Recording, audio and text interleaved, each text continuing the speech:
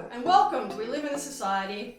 This is day 4, or day 2, of our 4-wheel drive road trip around Iceland. We camped last night for the first time under the midnight sun, and we set off at about 4 a.m. Following the coast northwest to the Snæfellsjökull National Park, where we hoped to see the 700,000-year-old glacial-capped stratovolcano. We also stopped along the way to check out the hexagonal basalt columns that run along the cliff on the southern edge of the peninsula, and we also climbed a few dormant volcano craters for some spectacular views of the peninsula.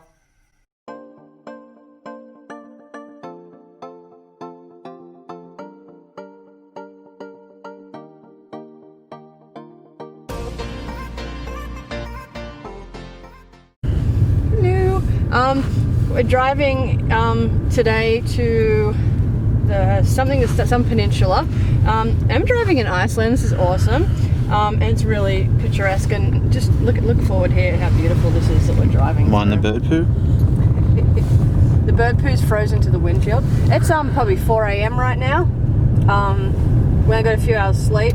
We have to revise our tent situation because it was extremely cold last night and windy. But yeah, just look at this, beautiful, it's so beautiful. So we're going to Reka right now. I'm going to probably have a cup of coffee there, and then we're heading to a hot spring to have a nice bath because it was too cold to shower last night. We didn't want to get hypothermia from the temperature differential. But yeah, so. Alright, we're driving a little mountain pass to get to Reka. It's absolutely breathtaking.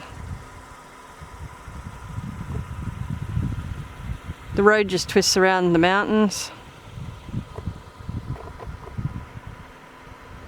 We've got Lake Þingvellir in the distance, just near where we camped last night. Alright, we have hit the gravel roads, and this is just so beautiful, I had to stop.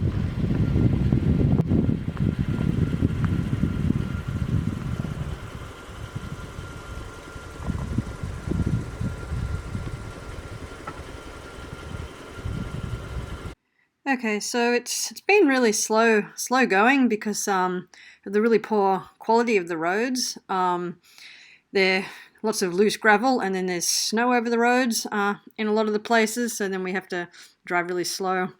But the views along here are spectacular, even though it hurts to breathe, it's so cold. But yeah, so in a lot of places the snow has been cleared off the road, but yeah, we're just taking our time and going slowly. Okay, so it's really cold. Just walked through a patch of snow to get here. We're in search of a hot spring so we can warm up, but I don't know if that'll be good because we don't have a towel, and I can just imagine that while we're enjoying soaking in the warmth, the minute we get out, we're going to freeze to death. Yeah, but we'll see if we can find one along the way. All right, this is Reka right here. There's a bit of a thermal vent there. The hot spring is on the other side of the river, which we kind of can't cross over to. So this one wasn't highlighted for swimming though, so we're going to go to the one where you can swim. Alright, so in the early hours of the morning we left behind the national park, heading northwest towards Borganes, which is a little harbour town on the next peninsula over, and we're pretty much due north from the capital of Reykjavik at the moment.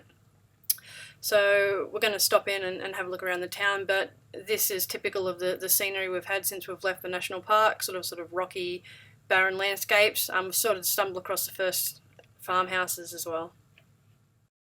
Alright, this is Borganes, which sort of lies in the middle of West Iceland. We're about 75 kilometres north of Reykjavik at the moment, and it's a beautiful city, little settlement that sort of lies in the shadow of the Hafnarfjall mountains. Alright, we're heading to West Iceland at the moment. You can see over there, there's a crater at the base of those mountains, and it's the road ahead.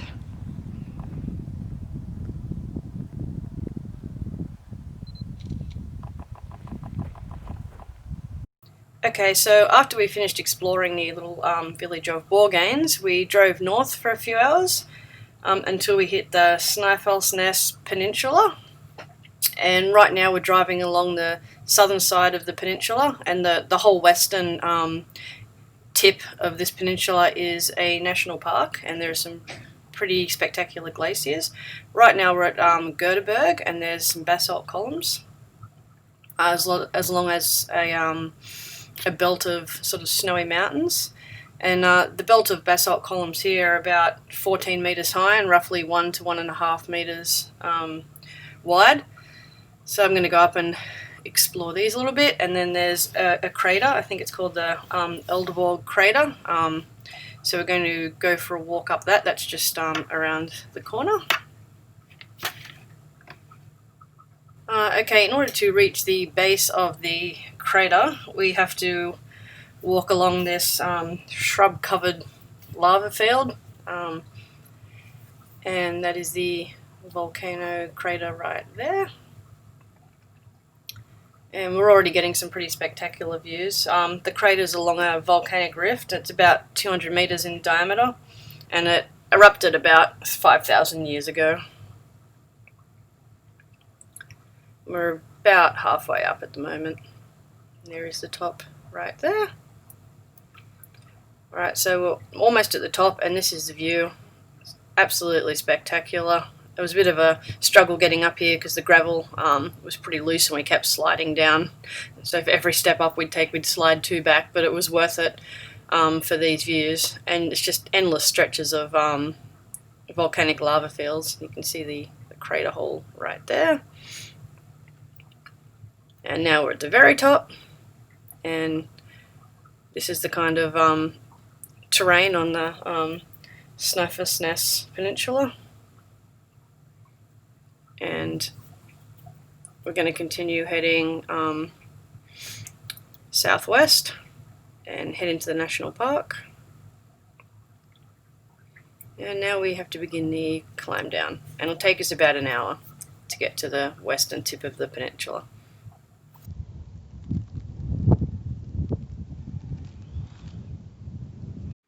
Okay, so here you can see like the perspective of the Eldborg crater in comparison to the height of the basalt column. Okay, this is the Utrunga Cove, and there are seals here in summer, but I'm not sure if there's going to be any this time of year. As you can see, there's a white sand beach here, which is fairly rare in Iceland on account of their mostly black sand due to volcanic ash contamination. In the distance there you can see the Snæfellsnes glacier and the national park. That's where we're headed. But right now we're going to the little hamlet of Anstapani for lunch. You can see seals over there. They're so cute. You can see the seals getting back in the water over there. Okay, we're in Anstapani at the moment, and we're having lunch here before we head into the national park to see the volcano with the glacier, and we're having a traditional Icelandic meat soup. Right, first taste of traditional Icelandic food. It's a lamb soup. This is the pass through the national park that takes us to the volcano with the glacier in it, but we're not going to be able to get to it because it's all snowed in. So we're just we'll look at the views, walking through a bit of snow, and we're going to head back and camp where there are showers and warmth. And they're clearing the track now. Alright, so it's a bit of a shame that the entry into the national park was under snow, but there are some pretty spectacular views from up here, and the volcano that we could have seen is pretty much like symbolic of Iceland. It's almost 1,500 metres above sea level, and it's by far the highest mountain on the peninsula, and it's sort of got a glacier at its peak. But yeah, it's pretty beautiful here, and this area here is also the setting for the novel Journey to the Centre of the Earth by Jules Verne. Yeah, so we're just going to head back now to the western tip of the peninsula to find a campsite for tonight. And here is our car, although the seat warmer burnt my bum. Okay, this is the Soxholl ancient volcanic crater, and it erupted about 4,000 years ago. We had some pretty good views of the national park from the top. And this is the last one that Chantel's walking up. For what reason, Chantel? I want a hole to the centre of the earth where I can see like magma or steam or like lava or something. Not just like a grown over patch. It's unacceptable.